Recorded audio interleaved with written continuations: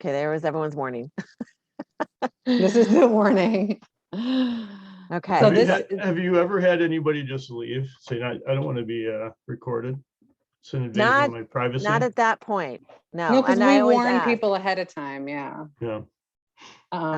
We always ask, like, we want this recorded so that folks that aren't able to come can catch up on the information for next month. Yeah. It always pops into my head whenever I see it, because I'm like, who is going to be that person that just leaves a meeting because Sometimes I wait for that. I think about Mhm. that as well. And there's certain meetings, like when we have collaborative conversations, we do not record because I think it sometimes takes some authenticity out of the conversation. So Oh, for sure. yeah. So for Yeah. these, we're trying to get people caught up on the affinity groups and where we're at with them. So we tend to record these so that if they missed it, they can go back, because we know everyone wants to hang out on YouTube and review videos. Yeah.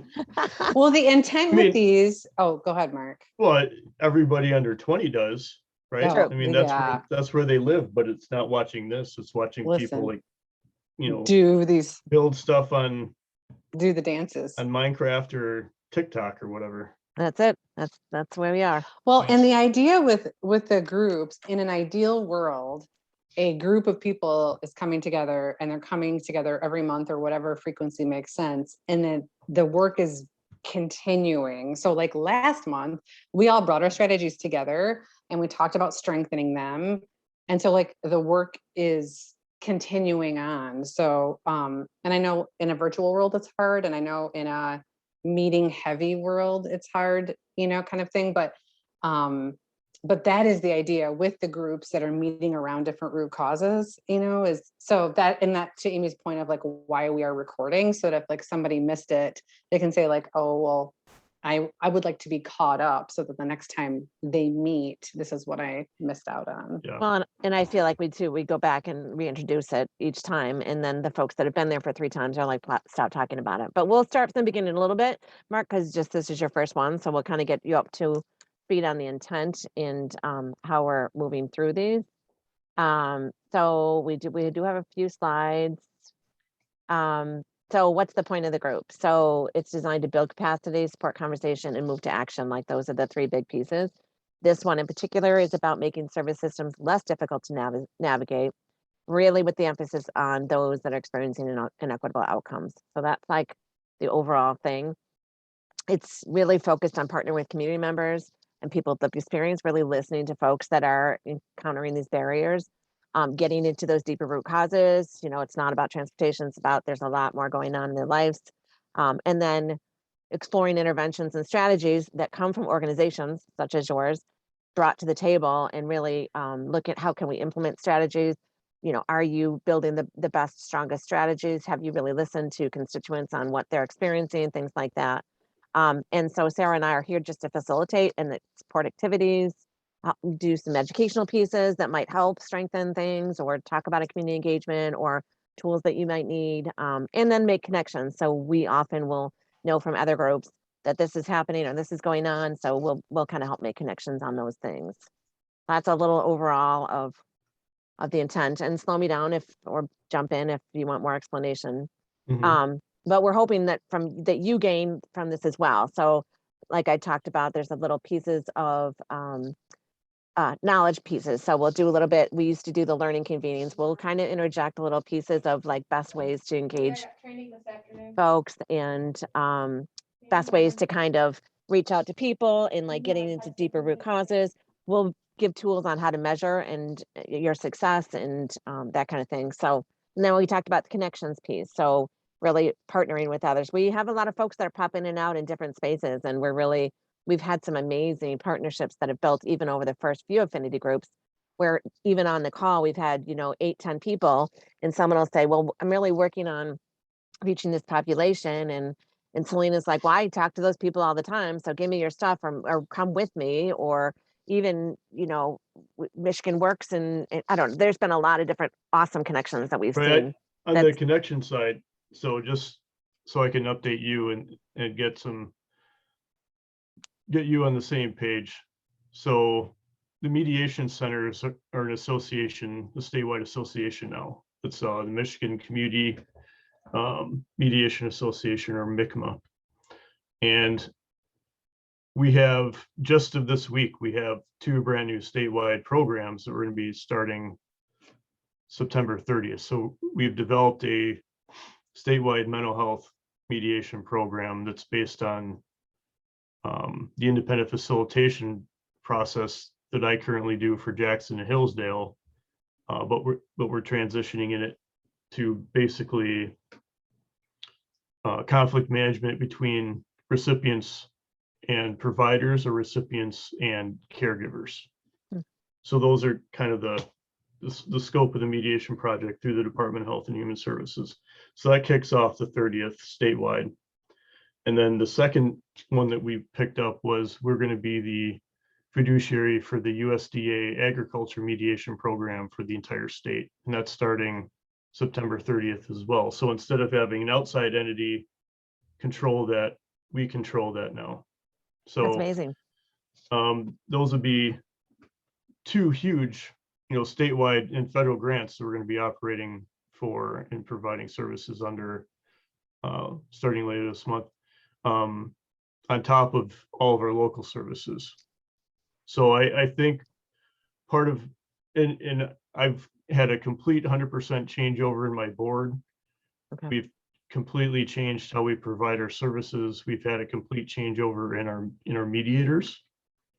We had to go, all of my services are advanced specialty services now. They're not small. I mean, we do small claims and we're doing general civil issues, but all of our programming are specialized mediation techniques. So I no longer really rely, I mean, we want to bring in more general community volunteers, but we're not doing a lot of cases in person, mainly for health reasons. And the fact that we went from 800 case referrals in 2019 to at 2,650 cases today, just for this year. So Wow. the amount of cases that we're doing on a weekly basis really makes in-person mediations completely ineffective. Impossible, Because yeah. we can do 30 in a day over Zoom versus 1 in 3 hours in person, and then driving 3 hours or whatever to get there. Right. So You bring up a good point though, too, because we've talked about the pandemic and the virtual and some of the pitfalls, right? Of like not working in person and not building relationships with people, yeah, but also it's different.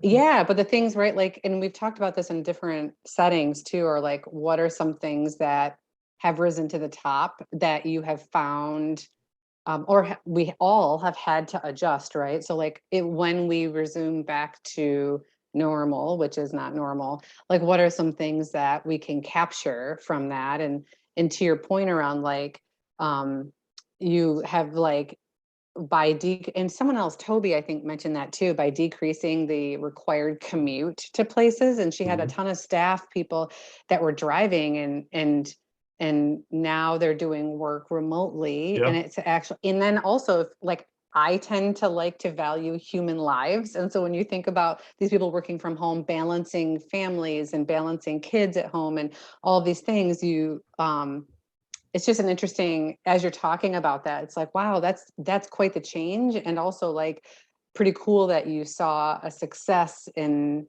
numbers and like how to hang on to pieces like that as we return, Yeah, but I mean, but it also goes into the navigation of systems, right? So even DHHS is in a hybrid model. They stagger Mhm. staffs, the case managers are staggered.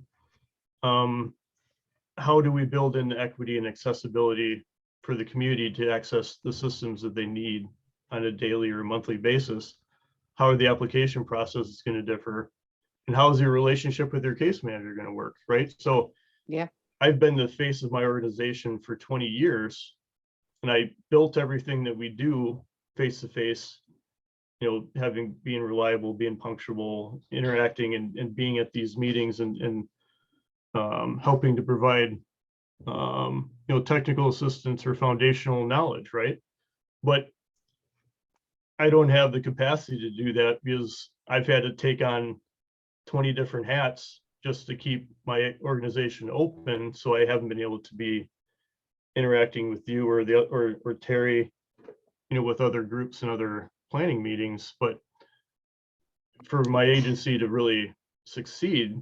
And I picked up another county. So I've got Calhoun County now too. And I haven't been able to go there in person to lay my roots like I would have in all my other counties.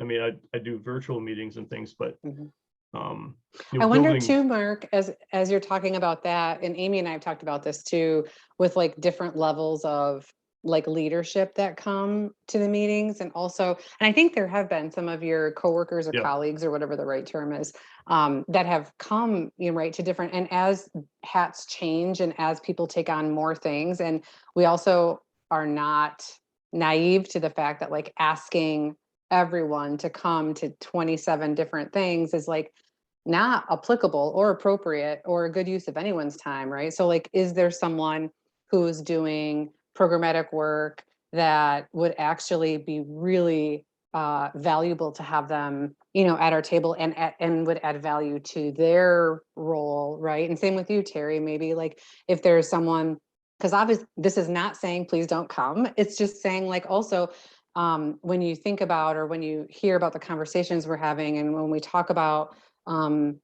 people that are doing work in the community to help make navigating services easier. Like I think of like people that are making decisions, but also the people that are doing it and also the people that are experiencing it. And so like the value of having all those people and also sometimes saying like, hey, actually, I can't make this meeting, but I really think it would be important for you to go, have your voice there, share the strategies we're working on so that way we're dividing and conquering and like building on strengths and not like wearing people out too, Yeah, and I've got, I'm trying to expand staff just out of necessity. So it's coming down to where am I going to squeeze those grant dollars and the year-end budgets and planning for next year. So, I'll have a programmatic operations manager, personnel manager, just things like that. And then I'll start to strategize on who's going to attend what for me. Sure. But because I've been, at the ground floor of all these processes. And so it's once I can like share a little bit of information for, what group's doing what, and then they have the program information from our side. That'll just take a little bit of time though for onboarding. Yeah. And I think that'll be really helpful because I'm sure, Mark, in the different positions that you'll find and the different things that they're targeting based on what the grants outcomes are supposed to be. One might be about navigating service systems and building strategies around that to making sure people have access to different service systems and things like that. And then you might have one that is, or even building off of this, that are finding that it's lack of trust with service providers or, so then, so different folks in your organization might be working to address the different things. And you're welcome to come to 1, 2, or 3, just kind of check them out, get the feel. And then you might say, Joe is best appropriate for this one. And then we're anticipating it'll transition too. So once we start building these strategies and Joe's got a good grasp on like what would make it stronger, how to implement it, how to make sure they've got good engagement on the right population that they're trying to reach, you might be off and running an implementation and you might have someone new transitioning into the group. And then you might come back 3 months later and say, this didn't work, let's try this, or what do you guys have, or how can we build off of what, my colleague is doing. So it will probably flex as we move along. Hi, Terry. Thanks for joining. Sorry. Terry pop in. Good to see you. Thank you. I'm really new to the network, even though our organization, Center for Family Health, have been involved since the beginning. But I'm new in terms of being engaged and wanted to really come and learn a little bit more in terms of what this affinity group is all about, and to see where I could plug in. Awesome. So I like what you said, Sarah, because it really is about bringing all sorts of folks within our organizations to the table to figure out where they really aligned and who can do who and who makes the most sense, as opposed to all of us trying to attend everything. Right. Yeah. Well, you chose a great one to attend because Mark also has stated that he is here as well to kind of like check things out. So we'll do a check things out version today, and also and to really highlight those pieces, because we know that both of you are in important leadership roles, right? Like and And we want to build on the strengths you have. And also to your point, Terry, of like, thinking of like, oh, actually, I know Sheila would actually fit really well here. And it's not even, I mean, it's a little bit about like, hey, go and like, let me know what they're doing, but more of like, bring strategies that we're doing that would also benefit to bring together to the table and hear what other people in the community are doing. So maybe Sheila's strategies would, and then maybe Mark sends Joe, and then Joe and Sheila can work together to do a thing. And really, then the organizations are flourishing and we're measuring and tracking, and then it's moving.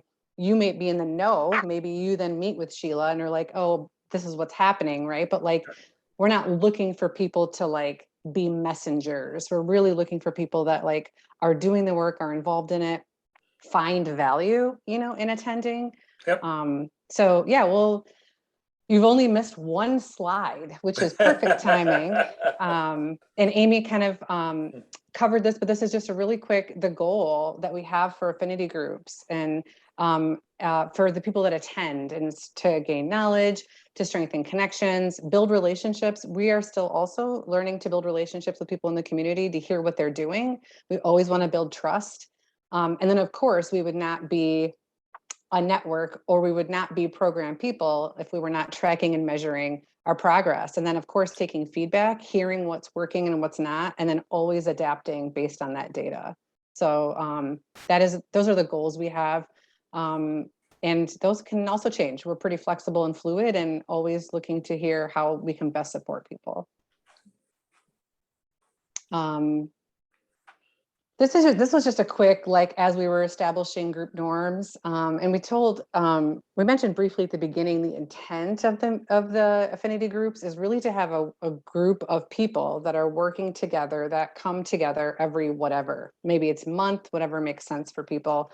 And so when establishing a new group, thinking about what are the group norms that we all agree to be, that we all agree to. And so thinking about these things, presuming positive intent and providing data, and not being afraid to put ideas and questions on the table that might feel risky, might feel like it doesn't fit. We just want to provide a space that is like welcoming for it all. So that no question or idea, if Terry says, I've been thinking about this thing, but I'm not sure if it fits with this, like we want to have a space where all of that is welcome and not judged. So this is just a quick reminder of the things that we have agreed upon. So this is jumping back. You guys may or may not be familiar with a lot of these, but it jumps back. Can you see all of them, or is anything grayed over?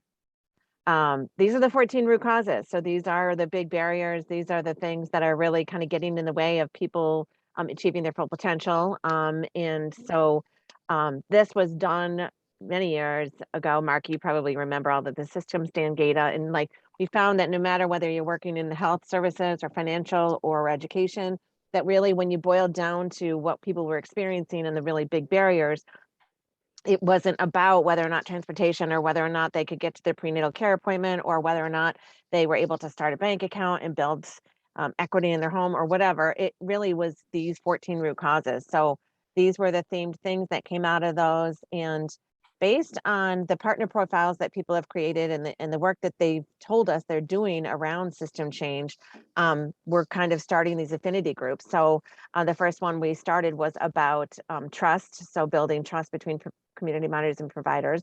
The second thing that folks said that they were working on, we wanted to know what was emergent, what was a priority, where we already had traction on work in the community.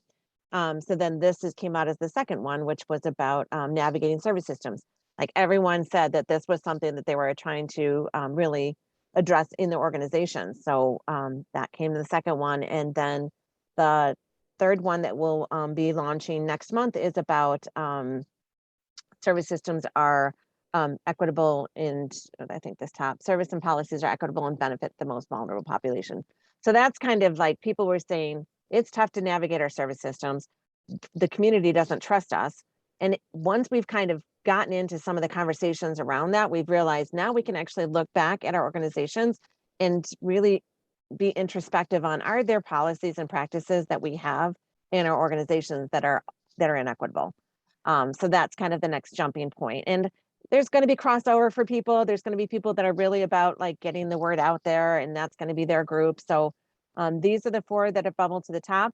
And as things emerge and change, and as we continue to solve the world's problems, we'll move off probably into another direction, and things might emerge where it's, it's about basic needs, or, one of the other root causes. So that's, Well, and we talked about this before too, but each of you, Mark and Terry, like might have different people that work in your organization that fit in different places. And so you might have, Sherry working on a strategy that really targets services and policies are inequitable right now, and that she might be working on something that really is specific to that. But another employee actually is working really strongly on a program to build trust in the community. So we just want to highlight the fact that we're not looking for organizational representation, like some random person just to come in and hear what we're doing.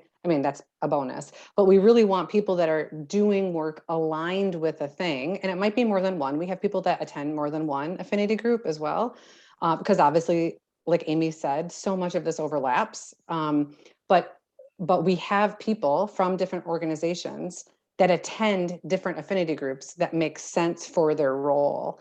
And so, yeah, I just wanted to highlight that part, that we encourage that and we like that. And that way, to the earlier point of not overextending people and not feeling like you have to attend every single, and also by the end of the year, we will have 4, right? We're going to launch 4 affinity groups and have them running regularly. And we are not expecting, nor really wanting you both to attend all 4 and be super engaged, and because that's a lot. And whatever makes sense for your role in the work you're doing, and also how you can champion that into other areas. Because we also know that I'll just assume that you both likely sit on many things and committees and boards and groups and alliances and all these things. And so like, maybe there's work that's happening that you're a part of in other spaces. And it really, like, you could bring the work to the affinity group, or you could say, maybe you're sitting next to Steve and you're like, oh my gosh, Steve, you are working so closely on this strategy around inequitable services and policies. Do you know that the network has an affinity group that's like lined with this, and their people are attending and they're bringing their strategies together, and you should really attend, So it really is a spot to think about how we can do the work together, and to have you like critically think about it, I guess, is what I'm trying to say, not just show up. Sarah and Amy, just before you go further, do you know if anyone from the Center for Family Health have been involved with this particular affinity group at this point? Oh, And I'm thinking Sarah Benedetto. Sarah came to the first one we launched. It was Okay. and yes, so she did come to it, because or was that the trust? I might have been the building trust one, but I know think it was Sarah, yeah. the building trust one. So I know Sarah has come, but that's the key. It's like, if once like you and Sarah get an idea of what this is about, people in your organization that are like navigating systems, right? So you've got community health workers that are doing individual touch bases with patients that are, encountering, difficulties to get to their appointments. So like, that's the strategy that we want you to bring to this group. So Okay. it's a different feel. People are used to coming to meetings and getting their nugget about what they can take back to their organization. And what we're changing and shifting to is, we want the center to come and say, wow, this is what we're doing. We've got community health workers that are working with those most vulnerable populations to make sure that they understand the reading levels there for our brochures, and that they got, the things that they need to be successful. And so we're asking you this time, it's a little bit of shift, but we want you to come and say, we're doing A, B, and C.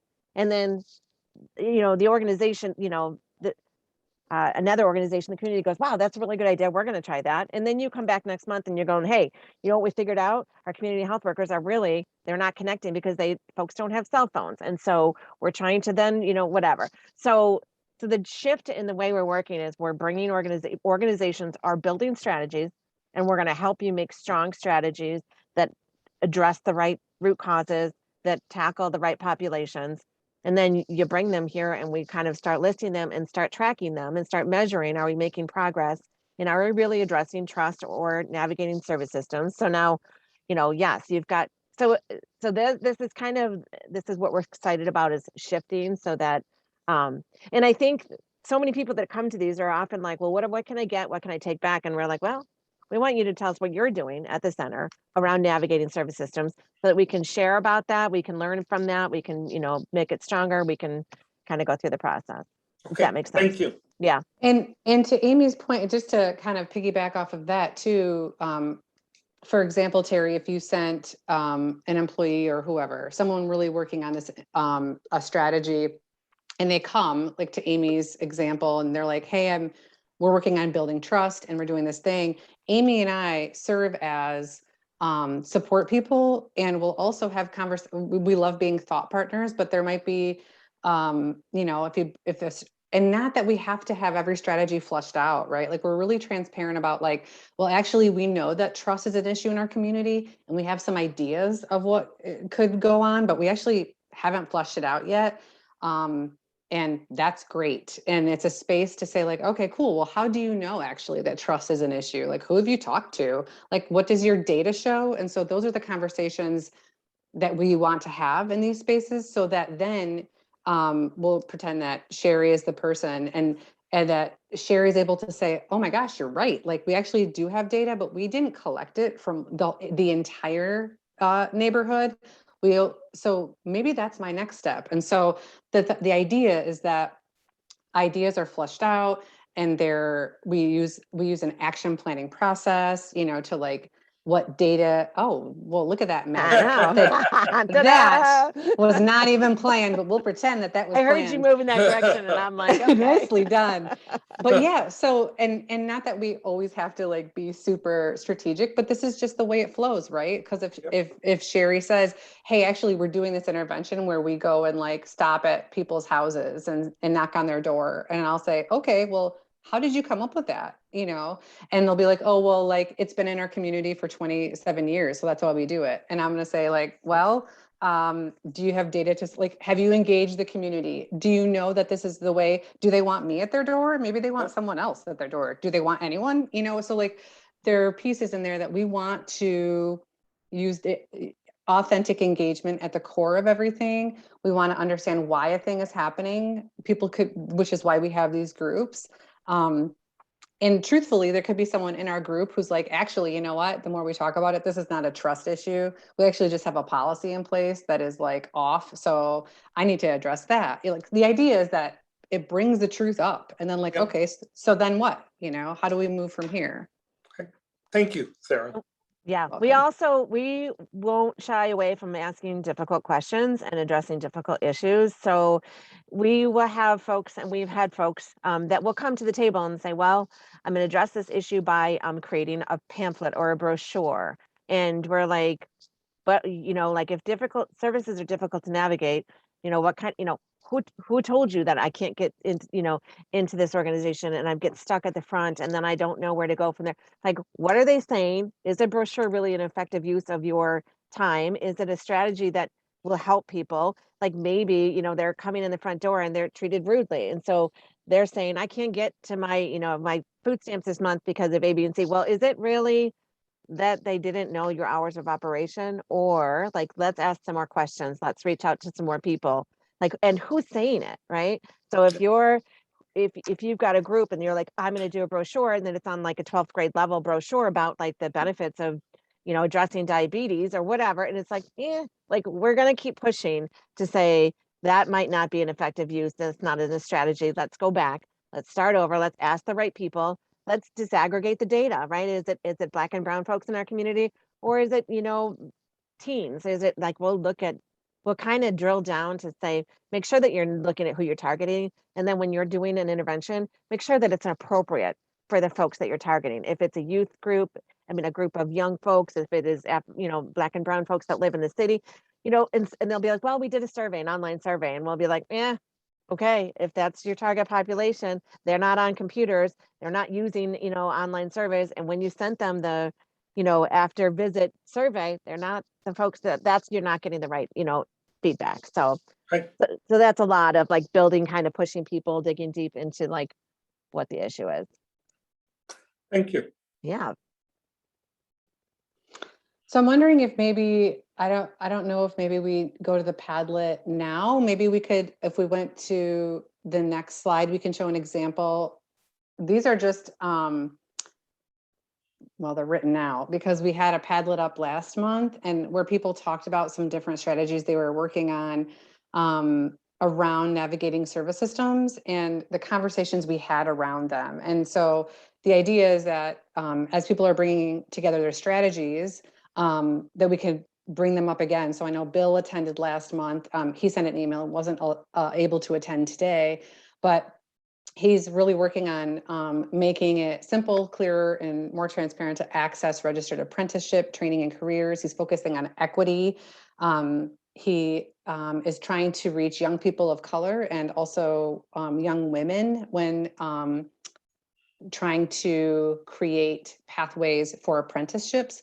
So it was really, there were some next steps that we wanted to talk about. And so we'll follow up with him separately, but just an idea. So like Bill is doing work directly tied to navigating service systems. He has seen outcomes that show that most of the people in the apprenticeships are young white men. And so he's like, well, what is happening here that is making it difficult for other young people to access our services? And he's working on taking steps to try and decrease the disparity in some of the outcomes that he's seeing. And we also had other people that attended last month talking about how it was tough for people to navigate service systems around mental health and around the foster care system, which is very true. And so it was a great conversation really about people that were working right on the ground around service systems. And then connections were made between, we had Laura with a disability Connect was there, and she had offered up a connection to Bill for young people with disabilities that might be able to access his apprenticeship offerings. So just an idea of connections that are made. Amy and I continue to say, like, these conversations we have at these meetings are so great, but we just have small groups that come, you know, so in an ideal world, we would have a lot of people at the table making lots of connections. And so we're, you know, actively working on how to get people to come, but it would be awesome too, after this, hopefully after this conversation, you both are able to think of people that would attend and would be appropriate and can really build the groups up. So both of you decided to attend. Services are difficult to navigate. And so I'd be curious, I know, Mark, you talked about some of your grants starting up, but what was it about this affinity group that intrigued you in particular? And are there things that you wanted to share about what was going on in your organization related to navigating service systems? Well, Mark is thinking about that. So for me, I wanted to get a sense of what this affinity group is all about. I sort of had the broad view of it, so it's nice to hear that in my way of thinking about it from a broad perspective, you all are articulating the things that I was hoping for as well. Second, as you can imagine, we as a healthcare entity, we are always looking to figure out how do we present services, opportunity, healthcare in general to the broader community in a much simpler, easier way to access. We know from our data, which are patient surveys that we do every 3 years to the community, as well as data that we collect with our patients who use our services, that there is challenges with how people access our services. So both in terms of the community, how they perceive some of our services, as well as how those individuals access general service. And part of that access of course, is things like transportation. The other part of that access issue is how we treat people once they come into our doors, how we present the service and opportunities, and then how we engage them in the conversation about their own healthcare. So, Sarah, when you particularly mentioned community health workers, those folks do a tremendous good job, but there are still, particularly around certain chronic diseases, like our current ongoing issue with the pandemic, of how do you get people to look at fact information and make real decisions or choices about whether to get the vaccine or not get the vaccine.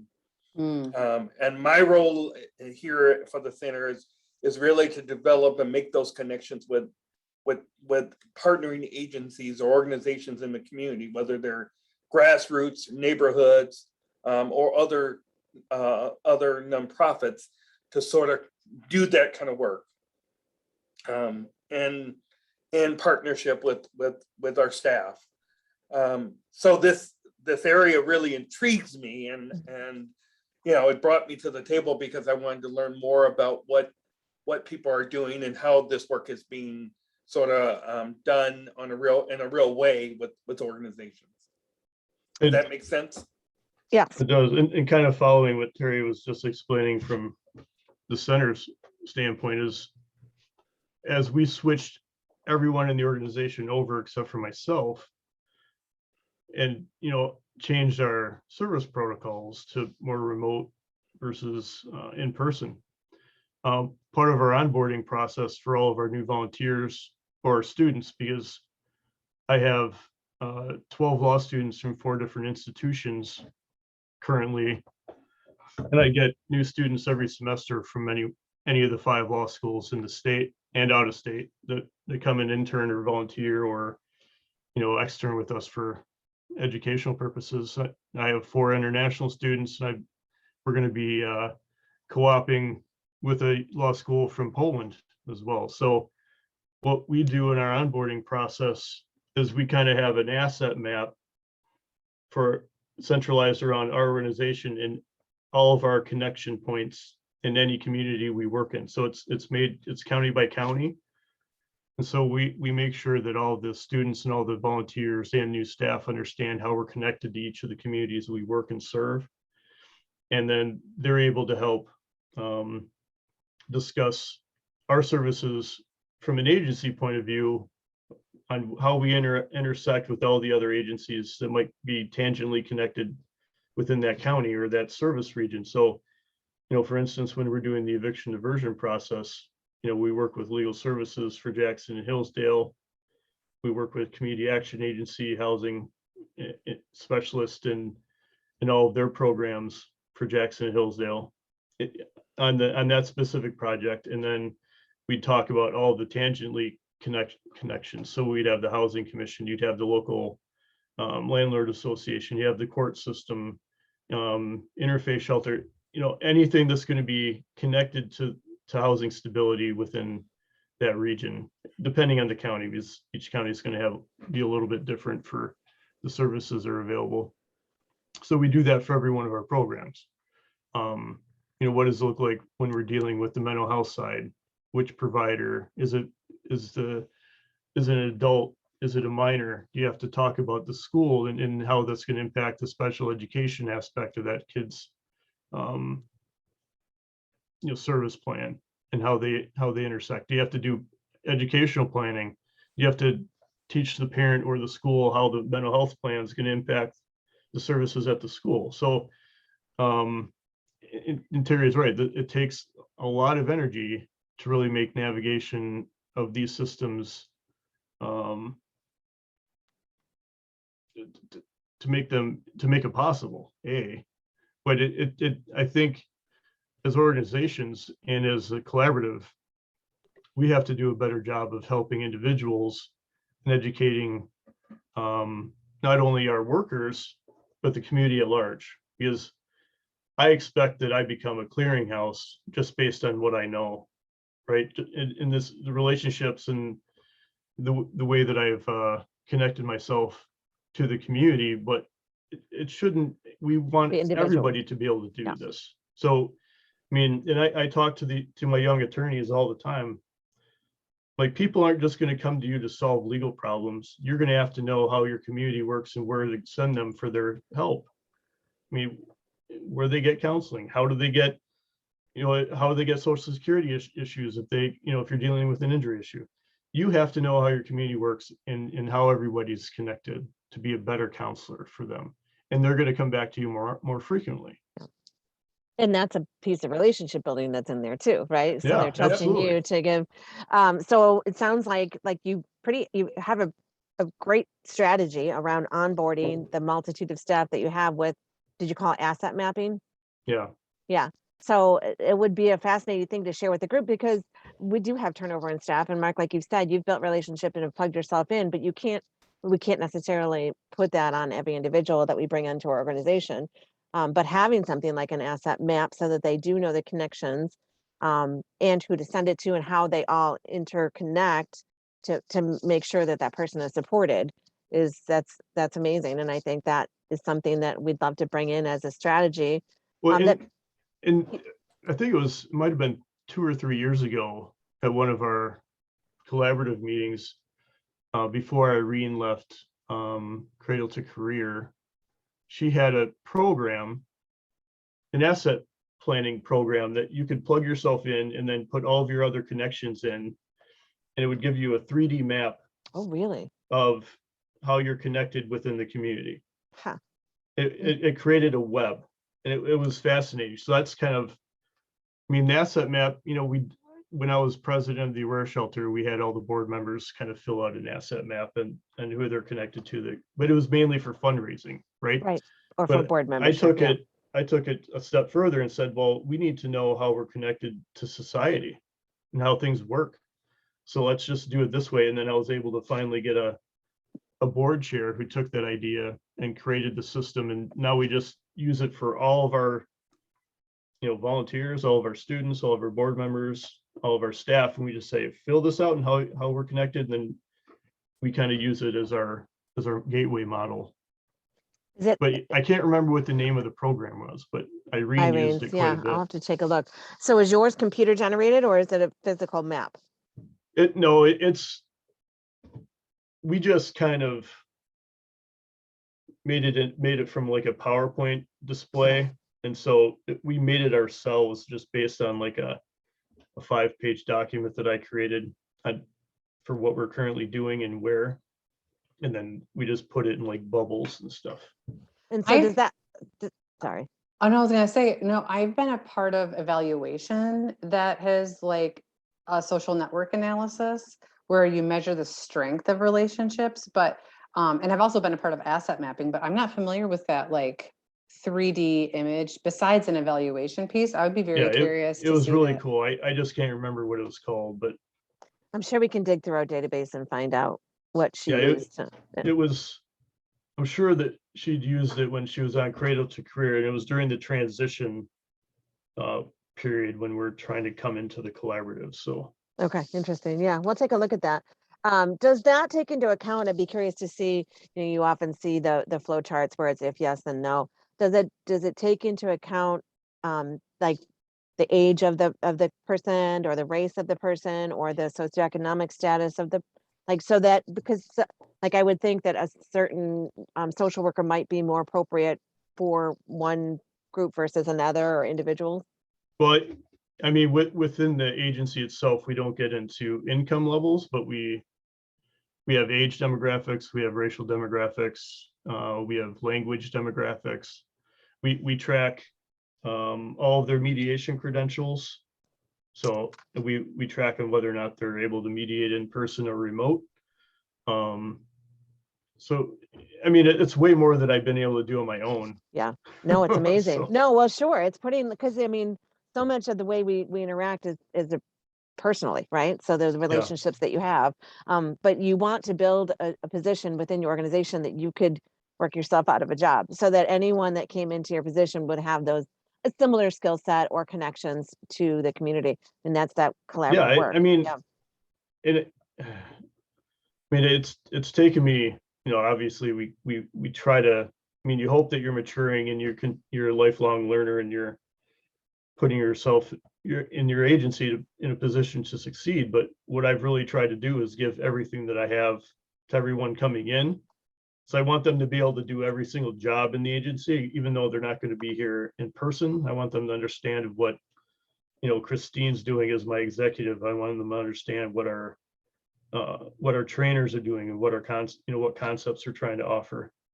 And then what I do on a daily basis, because at some point I'm building leaders, right? I mean, we want them to go out and succeed and hopefully take on your philosophy and not be an asshole down the line, right? We want them to be better. I Well, have shifted. yeah, I We've talked mean, about this. and I have hope for our young people. I They're going to interviewed take so it. many kids and they think that they're going to go do corporate law and make all this money because they watch Billions or whatever on Showtime. I'm like, you don't have to work for me then if that's where Yeah, your mindset if that's your you're going to be goal. useless to me.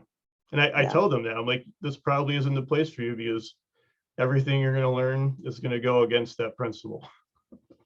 So Exactly. So kind of in thinking through, so it sounds like it's a great asset. It sounds like it really helps, especially like on new people that are onboarding, get connected. Is there a way, do you have any indicators that like are able to say whether or not it's an effective tool outside just that why? people? I mean, it's so new. I haven't been, tracking any outcomes or something, but it's easier. I mean, the one thing that it's done is helped my admin figure out who's most the best match for a different case type. Yeah. So I mean, from a program perspective, it's like, okay, we have 10 probate cases coming up between Lenawee and Monroe counties coming up in the next 12 days. Who do we have available? Who's mediated with which group? Who has a personality conflict, who doesn't? Knowing the parties involved on one side, who's going to mesh and who maybe won't.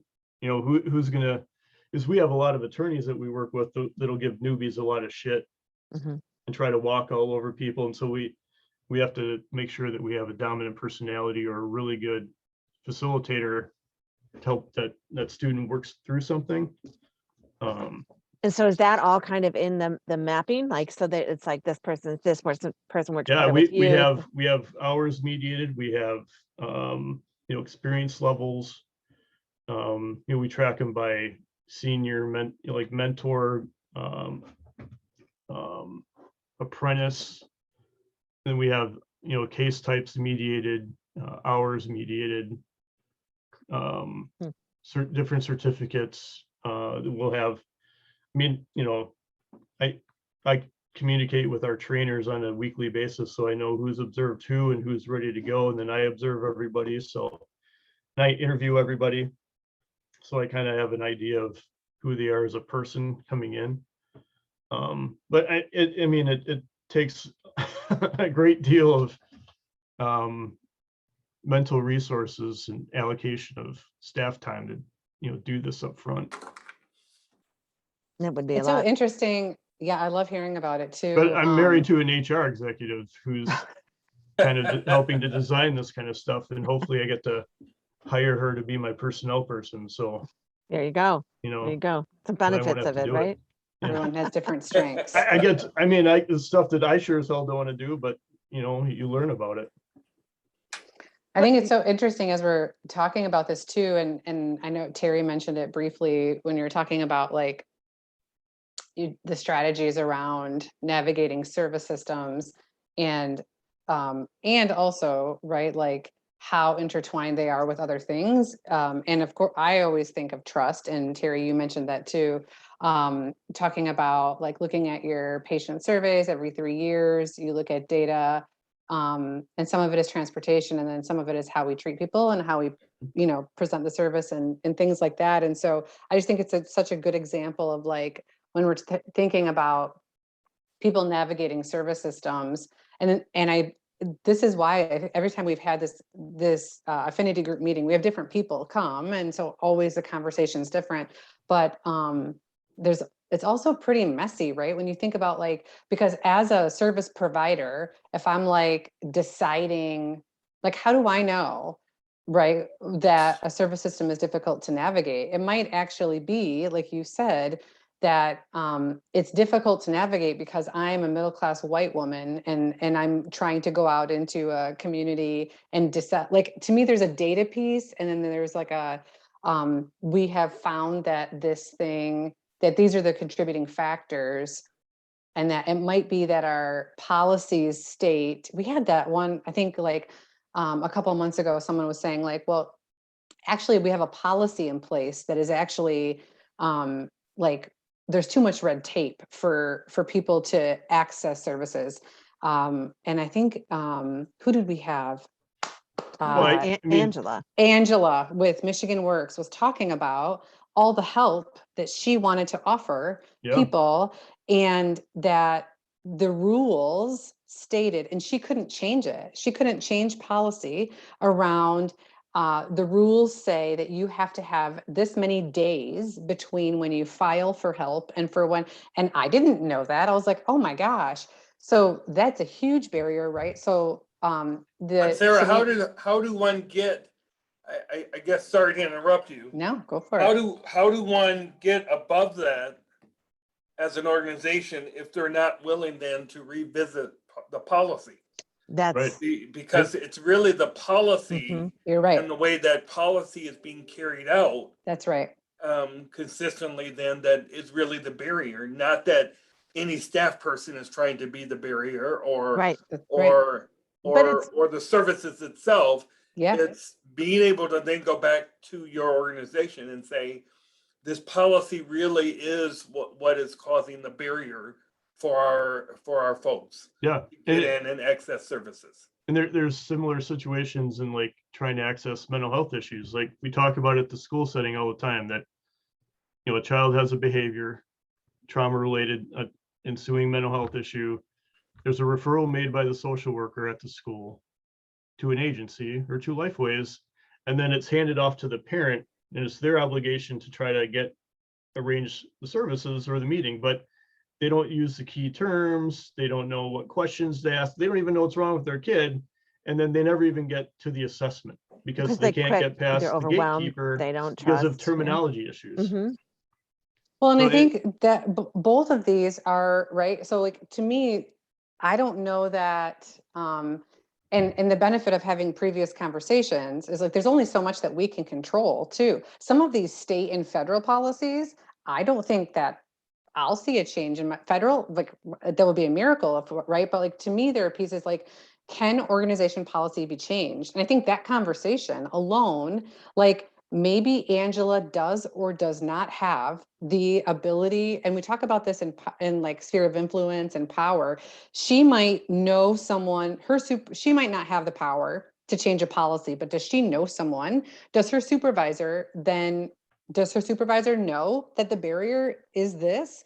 And does the supervisor then go to the board? Is there a board? Like, to me, that's the whole conversation. If it's like, can I change this thing? Is it even possible? And if it's not, if this thing is a federal mandate that is going to be in effect for 20 years, then like, all right, well, like, let's cry about it for a minute because I'm mad.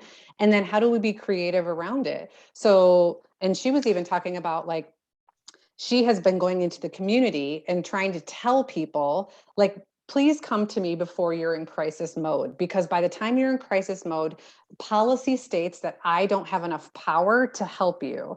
So like, So she's changed her Yes. intervention. Her intervention Correct. wasn't about it wasn't about getting them involved. It was like the timing now on it. Interestingly, on that conversation too, there were two things. One, she had an assumed policy that Yeah. prevented folks from getting into Michigan Works, and it was passed down verbally through the generations. And she actually went back and looked up this policy and realized there was no such policy. It was Yeah. assumed through all of the staff that this had to be done and prior to them enrolling, and it actually wasn't a policy, and they changed the entire way they interacted with a certain population. So I'm sorry, I'm gonna have to yeah, jump no off worries. to another another group. It was Thanks a for pleasure coming, speaking Mark. with you guys. Yeah, we appreciate Yeah. it. We'll be Terry. reaching out afterwards. See you, And if Mark. there's Bye, Terry. things you think of, let us know. And we'll be integrating some of your work into the strategies that will support this. So we appreciate it. Okay. Awesome. Thanks. I'll have to get off in a few minutes or so as Yeah. well. Yep, But we can go look ahead, it up. Amy, I wanted to hear what you were saying. No, my point was just that, yeah, especially with the Center for Family Health being a federally qualified health center, it is difficult, and there are a lot of federal regulations. But I think some of the interesting thing is not, there, the root cause is not just about policies, it's about practices. So Right. it's sometimes in the way that we're instituting those federal policies, in the way that we're integrating them into the interactions with our clients that make a difference. So yes, I can't do this because of A, B, and C, but this is what we can do. Like, it's flipping the switch. So Sarah said there are things that we want to cry about, but there's also other interventions that we can bring about to like make that more palatable and let people understand that we can't help you because of this, but and to her point, you look at someone like the Community Foundation. I don't like to call too many people out, but for years they were like, we can't do funding because of this, and our funders say this, and our policies that they blew it up. Like, they were like, wait, says who? Well, the board and the executive committee, and then they went to the board and the executive committee, and they were like, we've got racial barriers like that are not allowing us to do funding to Black and brown folks in our community to start small businesses and they were like, well, and it was so much barriers, and she convinced them by talking about the disparities in our community that we need to blow it up, and they blew it up. But for years it was like, well, the board says this and our policies does this, and we have to report back to our funders. And there is still some of that. There are still some funders that are like, well, we want all kinds of outcomes and reports, and that's not going to be realistic for grassroots folks in our community to achieve those kind of reportables or outcomes or deliverables. But for the most part, there are so many that are like, now you can call up and verbally give your application for funding versus having to navigate the complicated, RFPs that come out and sustainability plans, and like, that was ridiculous to assume that we were going to. So Amy, in your example, and this is what I find myself doing here internally, is also saying, if that's so in the example you just gave, it's clear that grassroots organizations, for example, have a harder time getting funding in the community, whether it's from the Community Foundation or wherever. Grants or yep. So developing clear criteria or changing the criteria in a way that makes sense to allow them full participation is a good thing. I would ask the question then, if we are looking at changing the criteria in that way to be clearer and to be more inclusive, then in real ways that the criteria that we were using before wasn't just locking out people, grassroots organization. It was also locking out other organizations as well. Wholeheartedly, yep. And so to me, it then becomes a question of not just trying to be inclusive on that end, but also trying to be clear about what are our criteria going forward for any nonprofit who wants funding. Wholeheartedly, yeah. Because And now we know that it's not just onerous on grassroots organization, it's actually onerous on others as well. Does that make wholeheartedly. sense? Well, absolutely. The system was built to advantage middle-class white men in the LGBTQ plus community and Black and brown owned businesses. And it was built, funding was built, housing loans were built, business loans were built to disadvantage folks in our community wholeheartedly. And unless we blow that up and say, no, the system is built, oh, there goes my motion light. The system is built to disadvantage certain individuals in our community. We have to address that. That's the systemic change that we're looking at. That is the whole point of the network. It's don't put a Band-Aid on it. Don't give this, we've got 3 Black-owned businesses we're going to give loans to, so hooray for us. That's not, change the system, like change the way the system is built to make sure that the barriers are down and all folks are valued and treated equally, regardless of their race, their gender, their sexual preference, anything. So that's really the intent. It's like we can't use policies and practices as an excuse to disadvantage folks anymore. We're not doing it. So just a quick example for us, we are working on an initiative to really figure out, looking at our data and talking to our patients and those who would be our patients, why our numbers in our women's health department have decreased.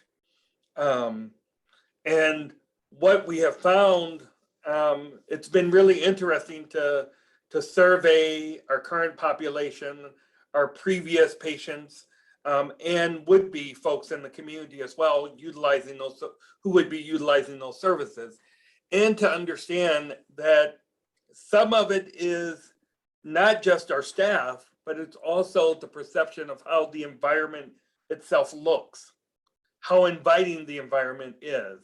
Mhm. And so for us, it's I think we have been real, it's been a real eye opener to understand how others are seeing the environment that we think is the environment that we've created to be a really good environment.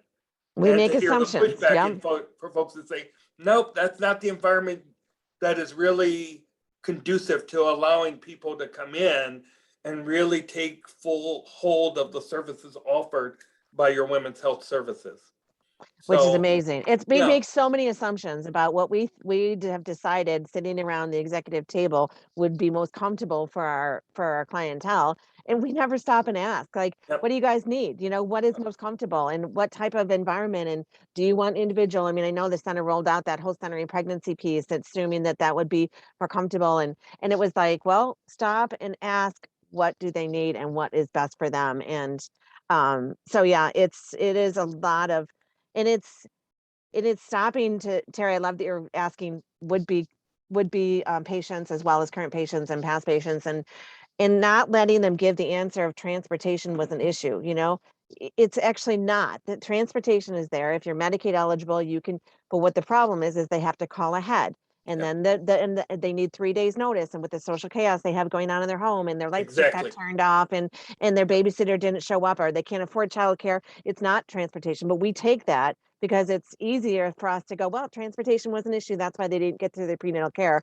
Yep. And it's like, no, stop. It actually, that's a symptom. That's not the issue. The issue is they can't earn a living wage. They can't afford a car. They don't have affordable childcare. You know, like it's getting into deeper things. So It's you know, so this process has been, as I said, very enlightening because it also shows our internal weaknesses. For example, some of the would-be patients reported back to us that when they came in and presented, that they felt treated less than simply because of our internal process. Like, for example, we tend to not provide folks with forms to fill out beforehand. We ask them, we do that with them when they come in. Some of the would-be folks said, send me the forms. Why aren't you sending me the forms? I can fill those out and bring them with me and have them ready so that my appointment can go faster, as opposed to you all having to talk with me about those forms, about each question. So it should be an individualized approach, right? You Yeah. should say, if you would like them in advance to expedite your Exactly. appointment, great. Otherwise, we're happy to fill them out with you. We can't make assumptions across the board. Everyone Exactly. is unique. Yeah. That's exactly what we were So doing. great. So Yeah. great. Yeah, love it. But Yeah. Terry, also, I'd like to highlight the fact that how lovely it is that you are in a leadership position and you are taking data and then changing things. Because I don't think, well, I know that's not across the board, right? Because the whole point of collecting data is to also come at it with a humble approach. Because Amy and I are talking about this right now because we have these incredible conversations in affinity groups and we have really low numbers of people that are coming. So we're like, well, what's going on? Is it COVID? Is it time of day? Is it this? Or are we not approachable? Right? Like what are the reasons? Right? And I feel Yep. like you have to then say the data that comes back might be something like, I can't believe that you think my environment isn't welcoming. I worked really hard on this, but like taking it and saying, well, I believe these people. That's what data is. I believe what you're saying, and I'd like to change a thing so that we can be on the same page, right? Yep. And so I love that. Thank you, Sarah. Yeah. It's I phenomenal have work. to get off. Yep. Well, For I another appreciate meeting. you joining us. You're welcome. We'll follow No up problem. after. Yeah, Love to we'll get follow feedback up. and if there's more that you're thinking on and strategies that you're doing too around, and we'll reach out to the group around navigating service systems, like throw it out there. That's also a piece of the partner profile. I don't know if you've been able to get on, but in our, we'll follow up with that link too, but our partner profile is a way that you can just put in Terry Langston, this is what we're doing for, our system change strategy is blah, blah, blah. And then people like Mark can go, wow, Terry's doing that too. Let's connect. So Okay. we'd Thank you. appreciate it. And thank you Thanks, for coming. Terry. We appreciate you Thanks joining for us today. coming. You're Have welcome. a great day. All right, Thank take you. care. Thanks. Bye-bye. Bye-bye. Bye-bye.